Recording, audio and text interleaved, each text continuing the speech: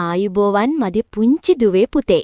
අද මම ඔයාලට කියන්න යන්නේ ෂර්ලොක් හෝම්ස් විසඳපු හරිම අමුතු ඒ වගේම හිතා ගන්න බැරි කතාවක්. මේ කතාවේ නම කඩපු පිළිම හයේ අභිරහස. මේකේ සිද්ධ වුණේ දන්නේ නැති කෙනෙක් ගෙවල් වලට රිංගලා අමුතු විදිහට නෙපෝලියන් රජතුමාගේ පිළිම කඩපු එකයි. බලමු හෝම්ස් මේක විසඳුවේ කොහොමද කියලා. ඔන්න දවසක් හෝම්ස් සහ වොට්සන් උදේ කෑම කකා ඉන්නකොට හෝම්ස්ගේ හොඳම යාළුවෙක් වුණු පොලිස් නිලධාරියෙක් වන පරීක්ෂක ලෙස්ට්‍රේඩ් දුවගෙන ආවා. ලෙස්ට්‍රේඩ්ගේ මූණ හොඳටම අවුල් වෙලා තිබුණා. එයා අතේ පරණ පුවත්පතකුත් අරගෙනයි ආවේ. ලෙස්ට්‍රේඩ්ගේ කතාව. හෝම්ස්, ඔයාට මේ පුවත්පතේ තියෙන ආරංචිය දැක්කද? ලන්ඩන් නුවරට මුණ පිස්සෙක් දෝ ඇවිත්. එයා රෑට ගෙවල් වලට රිංගලා නෙපෝලියන් රජතුමාගේ හිස හැඩයට හඩපු පිළිම කඩනවා. ඊයේ රෑත් එකක් කඩලා. පොලිසියට මේක හිතා ගන්නවත් බෑ. මේක නිකම් පිස්සෙක් කරන වැඩක් වගේ. හෝම්ස්ගේ ප්‍රතිචාරය. හෝම්ස් hina වෙලා මෙහෙම කිව්වා.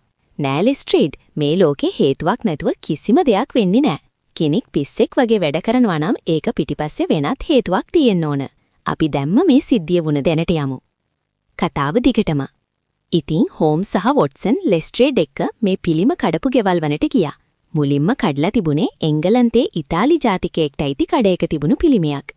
දෙවනි පිළිමය කඩලා තිබුණේ ඒ අසල ගෙදරක. තුන්වෙනි පිළිමය කඩලා තිබුණේ තවත් දුර පළාතක පොහොසත් ගෙදරක.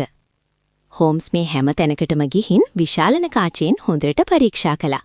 එයා බිම වැටිලා තිබුණු කුඩු උණු පිළිම කැබලි දිහා හොඳට බැලුවා.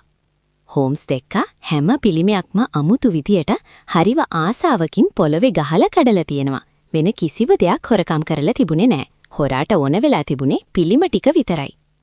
හෝම්ස් ලෙස්ට්‍රේඩ් ගැන ඇහුවා. ලෙස්ට්‍රේඩ්, මේ පිළිම ඔක්කොම හදලා තියෙන්නේ එකම කර්මාන්ත ශාලාවකද කියලා ඔයා දන්නවද? ලෙස්ට්‍රේඩ් පුදුම වෙලා කිව්වා. නෑ හෝම්ස්, මම ඒ ගැන හිතුවේ නෑනේ. හෝම්ස් කිව්වා, මට නම් හිතෙන්නේ මේ හැම පිළිමයක්ම එකම කර්මාන්ත ශාලාවක හදලා ඊට පස්සේ ඒවා කඩවලට විකුණලා තියෙනවා කියලා.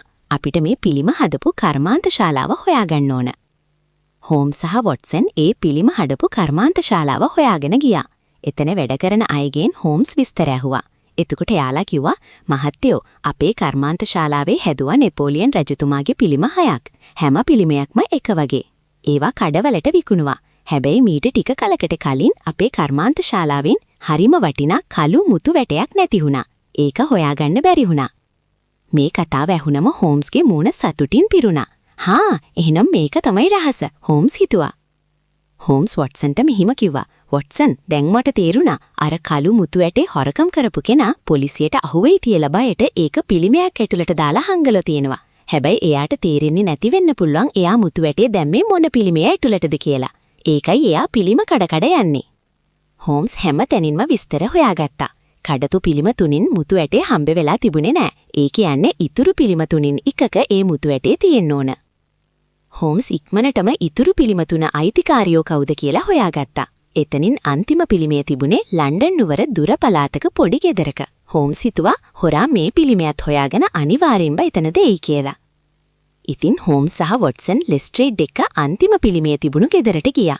එයාලා රෑ වෙනකල් ගේ ළඟ හැංගිලා බලන් හිටියා. ඔන්න රෑ බෝ වුණා. මුළු පළාතම නිහඬයි. ටික වෙලාවකින් අඳුරේ කළු පාටට පේන මිනිසෙක් හිමීට ගෙදර ළඟට එනවා.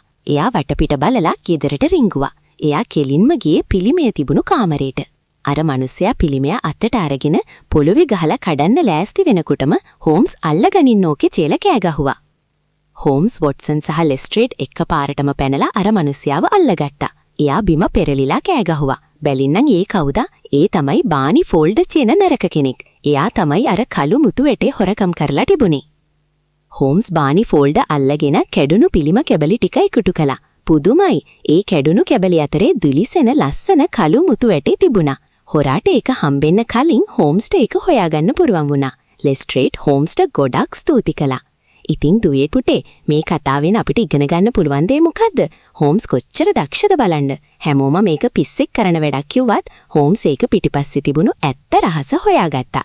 ඒ වගේම අපිට නොතේරෙන දෙයක් දැක්කම ඒක නිකම්ම අත්හරින්නේ නැතුව ඒ ගැන හොඳට හොයලා බලන්න ඕන. එතකොට ඕනෑම ගැටලුවක් විසඳ ගන්න පුළුවන්.